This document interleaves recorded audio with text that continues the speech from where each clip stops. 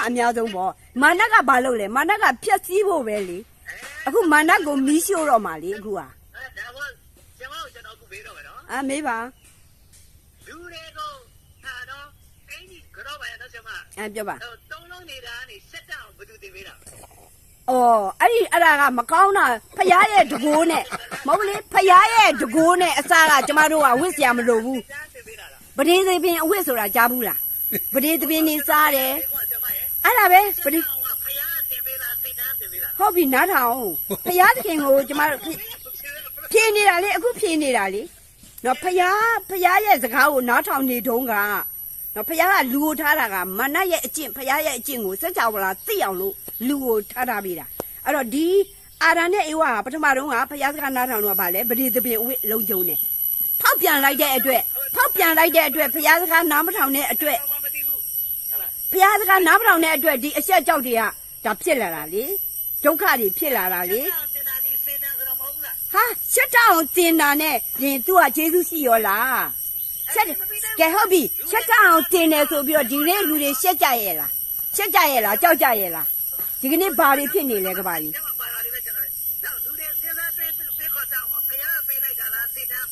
ဟာဖယားကပေးတာပေါ့ကောင်းမကောင်းကြည့်ကြရအပင်ကအတီးကိုဆိုတာဖယားကပေးတာပေါ့လူသားတာ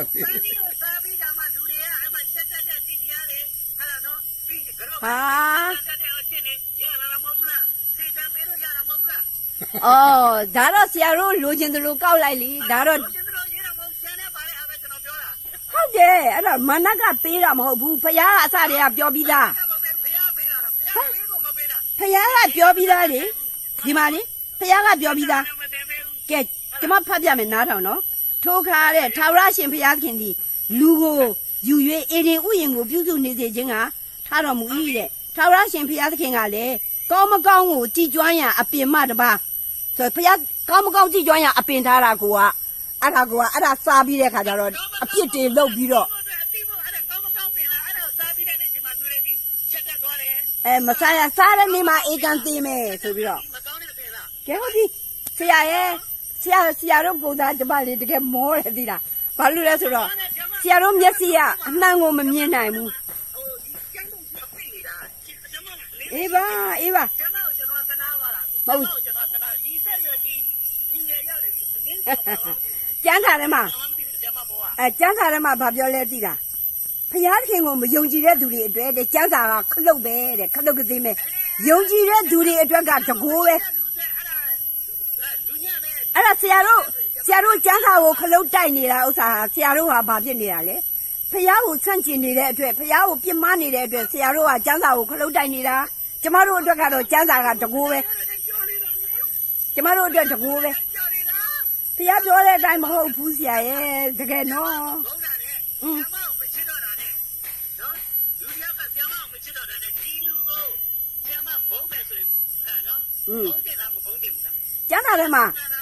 ကျန်းစာထဲမှာဖယားရဲ့အကပေမြစ်တာဆိုတာရန်သူကိုတောင်ခွင့်လွတ်ပြီးချစ်ပါလို့ကျမတို့ပြောထားတာနော်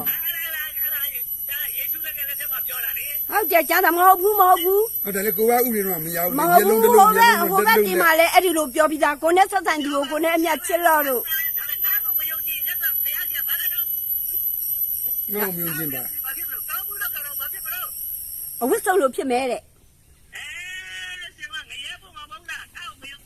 ဟာမယုံဘူးဆိုတာ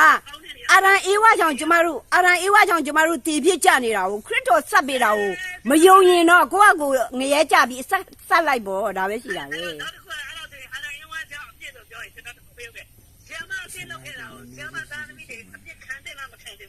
ဟာကျမအပြစ်လုံးရင်တော့ဖះမကြိုက်တာကိုကျမလုပ်ခဲ့တယ်ပတ်စံနေမစုဆောင်းခဲ့ဘူးအမဖြုံးချင်ရဖြုံးတယ်ကျမဖဲတွေရိုက်တယ်ဘာတွေလုပ်တယ်ဆိုရင်ကျမသားသမီးတွေခါမှာပဲ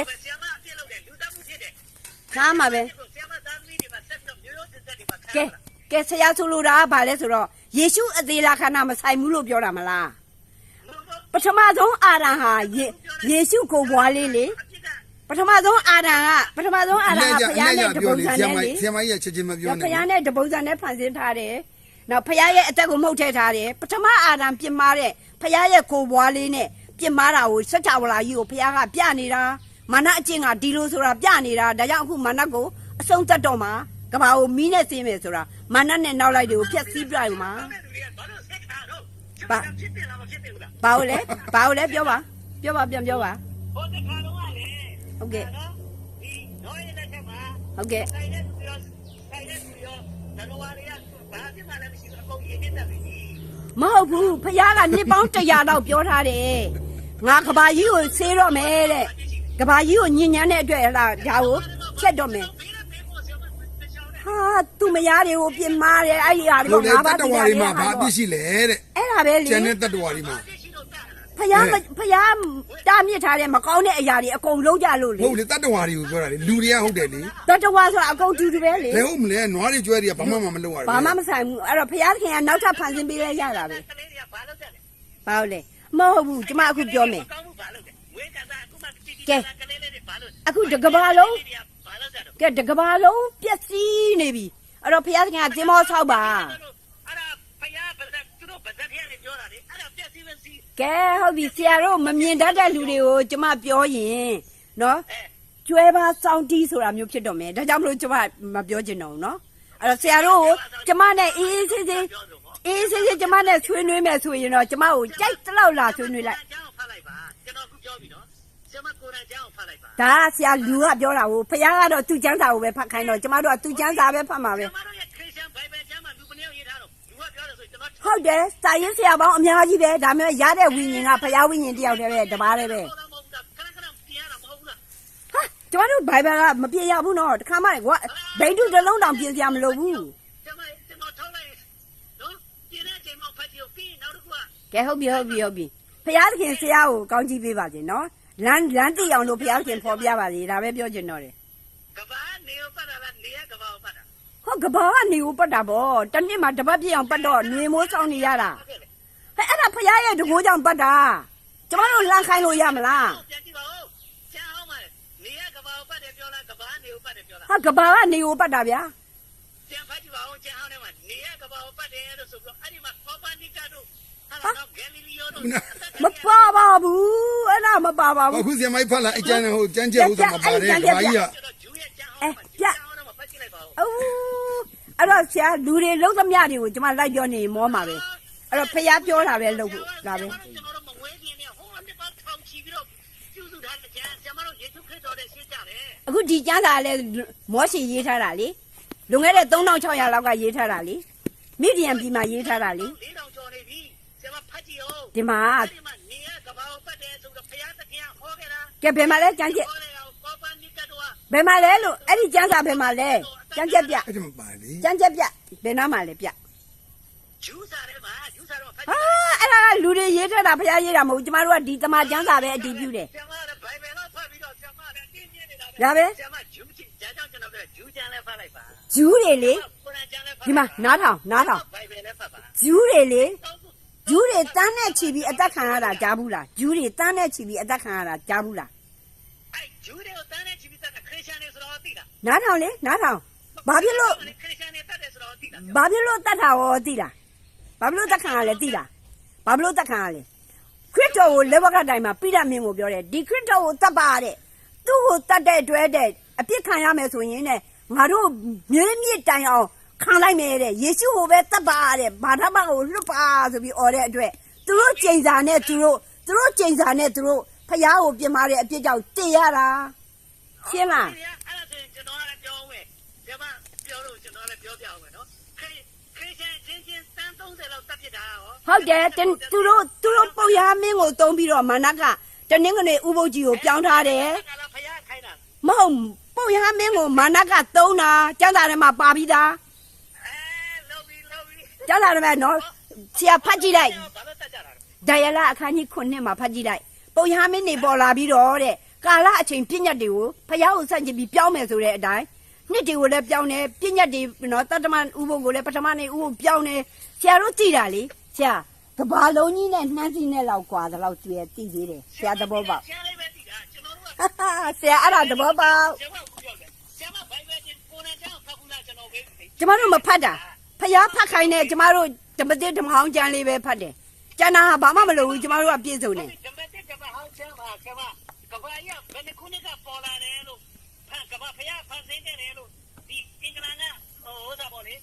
ေဘာသာရေးဥစားပေါ်တယောက်စီတယောက်ကတက်ထားတယ်ဘယ်နှခုနဲ့မှကဘာကြီးကဖန်တီးခဲ့တာ ဒီကဘာလုံးကြီးလူမရှိခင်တော့ကဘာလုံးကြီးကတော့ဘယ်အတင်းချေအတင်းချာကဖျားသခင်ဖန်ဆင်းထားလဲကျမတို့ပြောလို့မရဘူးလူကိုဒီကဘာမှာထားတာကတော့ BC 4000လောက်မှာထားတယ် ဘာသာရေးတယောက်ပြောထားတယ်လေ အလကား ၄ခုနဲ့ အလကားရှောက်ပြောနေ အဲ့ဒါကျမ်းစာမှာပါတာဆရာကျမ်းစာမှာပါတာ4004ခုနှစ်ကကျမ်းစာထဲမှာပါတယ်ဆရာဒါဦးစင်းကဖတ်ခဲ့တာကျမ်းစာထဲမှာပါပြီးတာ ၄ခုနဲ့မှအတိအကျကိုကျွန်တော် BC ဟုတ်တယ်လေအဲ့ဒါလူကိုထားတာလူကိုထားဖို့စပြီးဖန်ဆင်းတာဒီကဘာလုံးကြီးရဲ့ရေလုံးကြီးကတော့ လူတွေက၄ခုနဲ့မှပေါ်လာတာဟုတ်တယ်မလား ဟုတ်တယ်စတယ်လွန်ခဲ့တဲ့နှစ်ပေါင်း6000လောက်က အဲ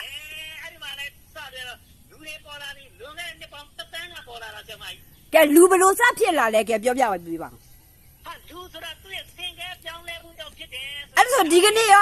ရောစင်ငယ်ပြောင်းလဲလေးနဲ့ဖြစ်ပါလား ရှိနေတယ်ဆရာမကြီး တယောက်လောက်ဖြစ်ပြပါအောင် အခုဖြစ်နေတာပဲလေ နေတဲ့ကျွန်မကြီး အဲ့လာပြ evolution system ဖြစ်နေတာ အဲ့ လေ လိုစင်ငယ်နဲ့လူဘလို့ဖြစ်လာလဲ ခုပဲကသင်္ကန်းပြောင်းလဲခြင်းကျွန်မကိုရိုနာဗိုင်းရပ်စ်ဆိုတာသင်္ကန်း အစင်ငယ်ပြောင်းလဲခြင်း အဲ့ဒါကပိုးတွေပဲရမယ်ပိုးတွေပဲသူနဲ့ပေါင်းအဲ့တော့အစမရှိပဲနဲ့ ပြောကြတယ်ကျွန်မကြီးကကျွန်တော်လည်းဆွေးနွေးတယ်တော့တစ်ခါတော့ဆွေးနွေးတယ်ကျွန်တော်ရန်ကုန်ရ အဲ့မငင်းကြီးကျမလည်းကျန်းစာနဲ့ပြောမယ်ဆရာလည်းဆရာကြိုက်တာနဲ့ပြောတော့ကျမပြောတဲ့ဥစ္စာကိုလည်းဆရာဆုံးအောင်နားထောင်ပေးရမယ်ဆရာပြောတာလည်းကျမဆုံးအောင်နားထောင်ပေးမယ် ကျွန်မကကျွန်တော်ပြောလို့ပေါ့ကျွန်မ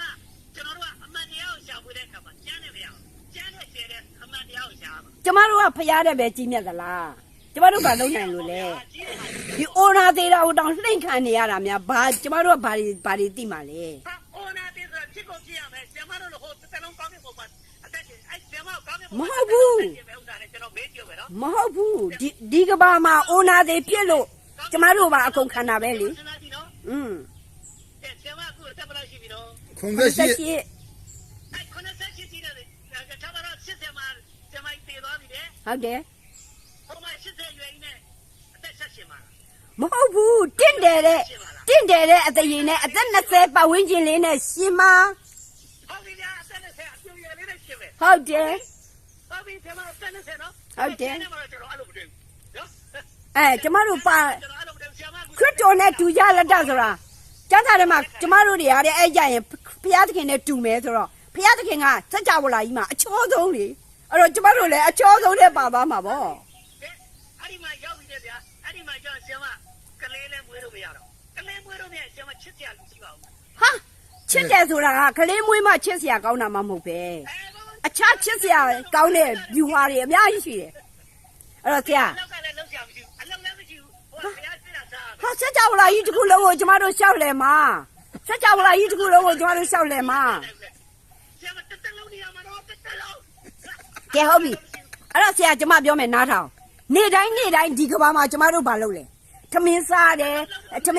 အိမ်သာတက်တယ်ရေချိုးတယ်ထမင်းဟင်းချက်တယ်ဈေးသွားတယ်ဒါကြီးပဲလေနေ့တိုင်းဒါတော့မှ89နှစ်လောက်တာအခုတော့ဒီမပြီးနိုင်သေးဘူး ရှင်နိုင်ဘူး ဟာဆရာကျမတို့နေ့တိုင်းဘာလုပ်လဲအိမ်သာတက်လိုက်ဟလာအီပါလိုက်ထမင်းစားလိုက်ရေချိုးလိုက်ဒါပဲအဝတ်လျှော်လိုက်ဒါကြီးပဲလေ ကျွန်တော်ပြောမယ် ဟမ် ကျွန်တော်ပြောမယ် အဲ့ဒါတော့မှကျမတို့ပြင်းလို့လား ကျွန်မအလုံးမလုံးထောင်သားတွေကြည့်ကြည့်ကျွန်မအလုံးမလုံးဆိုထောင်သားတွေ တခြားအလုပ်တွေရှိတယ်ဒီတဲ့မြင့်မြတ်တဲ့အလုပ်တွေရှိတယ်လုပ်စရာတွေရှိတယ်ကျမတို့ဖခင်ကစัจ java လာကြီးအကြောင်းကိုတင်ပြအောင်မှာပြောအောင်မှာလိုက်ပြအောင်မှာလက်တွေ့တွေဆင်အောင်မှာ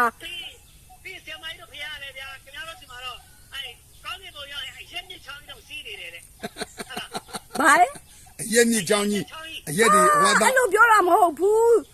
အဲ့လိုပြောတဲ့အဆိုလိုချင်းမဟုတ်ဘူးဆရာတို့ကနော်ဖတ်ချင်တယ်လို့ဖတ်တယ်နားလဲချင်တယ်လို့နားလဲနေတာအဲ့ဒီအတိတ်ပဲတွေအများကြီးရှိတယ် ဒီမှာလည်းမဟုတ်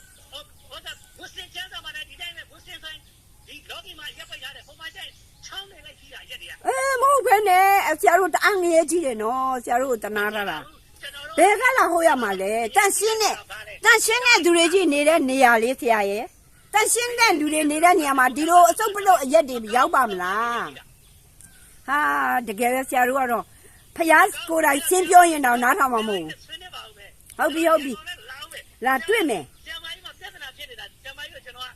ကအကျဉ်းပြုလို့တာဆရာမကြီးပေါ်မှာဖောင်းနေတဲ့ဒီတမန်ကျမ်းစာကိုခွာလိုက်ဆရာမကြီးမျက်စိကလင်းထဲပြီးအုံနောက်ကကြည့်နေတယ်အခုဆရာမကြီးအုံနောက်ကမကြည့်ဘူးဖြစ်နေတယ် ဟုတ်ပြီအဲ့တော့ဒါဆရာတို့ထင်တာ ਉਹ နော်အဲ့တော့တစ်ချိန်ကျရင်တော့အဖြေထွက်လာမှာပါ တစင်ကြရင်တော့အဖြေထွက်လာမှာပါ ဆရာမကြီးလူတွေကိုကျွန်တော်မေးတယ်ကဲဆရာမကြီးနောက်တစ်ခုမေးဦးမယ် မင်း ဆရာမကြီး